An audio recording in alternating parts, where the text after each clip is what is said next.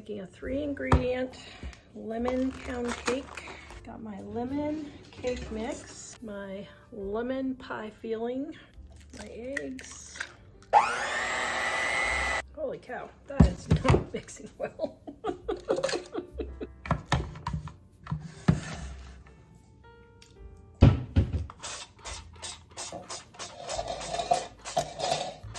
All right, this is Monday, and I think this will be my 3rd failed recipe test.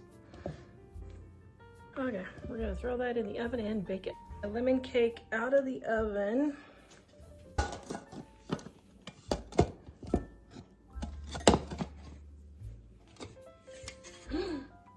Oops.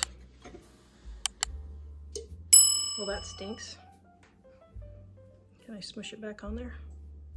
There. See? No one will even know any different. So you just turn it this way and then nobody will see it. There you go. Okay, so we're gonna let that cool and then we will put our lemon glaze on it. Now, I was gonna make a lemon glaze, but I'm tired. So I think what I'm gonna do is powdered sugar instead and just go all over the top.